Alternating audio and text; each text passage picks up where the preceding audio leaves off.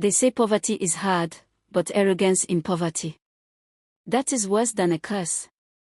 And this curse lived inside Obioma. He destroyed his own family, and didn't even know that the people he ignored, the people he mistreated, would one day rise without him. His name was Obioma. Poor, jobless most of the time, yet he carried himself as if he was a king. He had nothing to his name, but his pride was bigger than a mountain. His wife, Ada, was the opposite. Gentle, patient, and loving. She believed in family, believed in holding her home together no matter what. She thought her sacrifices would change him. She thought her love would soften him. But she was wrong. Obioma treated Ada as if she was invisible. He raised his voice, belittled her, and whenever he had money, he wasted it on drinks, showing off, and pleasing outsiders. To him, the respect of strangers was more important than the happiness of his own family. And Ada? She was left alone with swollen belly after swollen belly. Pregnant, hungry, tired, yet still caring for her children with the little she could scrape together. But the children were watching. And what they saw, they would never forget. The little ones saw their father mistreat their mother. They saw her cry silently at night, thinking no one heard. They saw her beg him for peace. And each time, their hearts grew colder toward the man who should have protected them. Obioma thought she would never leave. He thought no matter what he did, Ada would always be there, because she stayed. And Ada did stay, but not because of him. She stayed for her children. Days turned into years. The house was full of pain, but Ada turned her pain into strength. She farmed, she sold food by the roadside, she washed clothes, anything to keep her children alive. And the children noticed. They saw the scars she hid. They saw the tears she wiped away. And in their hearts, they made a silent promise. One day, Mama, we will repay you. One day, we will give you the life you deserve.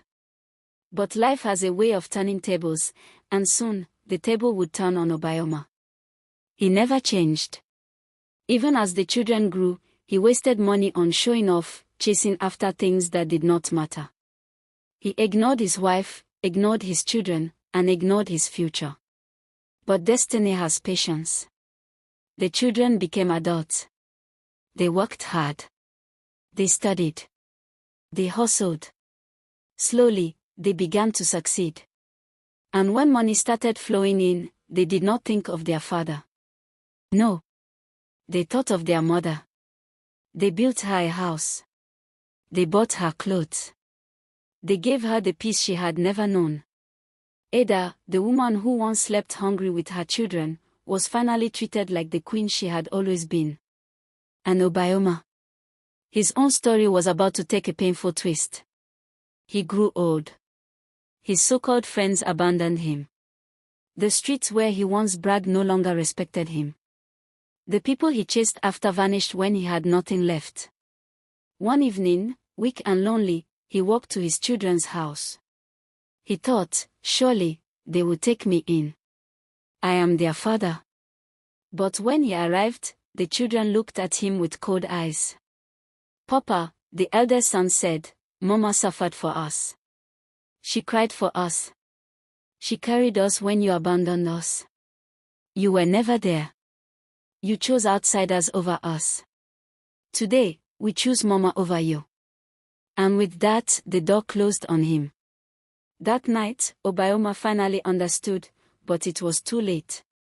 The family he ignored, the wife he tormented, the children he dismissed, were now his only hope. But hope had expired. And Ada? For the first time in many years, she smiled in peace. Not because her husband was suffering, but because justice, in its quiet way, had arrived. Moral lesson. Sometimes, the people you despise in your pride are the very ones who will decide your future. Obioma didn't lose his family because he was poor, he lost them because he was arrogant. Obioma lost everything because of arrogance. Do you think pride destroys more families than poverty? Drop your comments and follow me for more stories that touch the heart.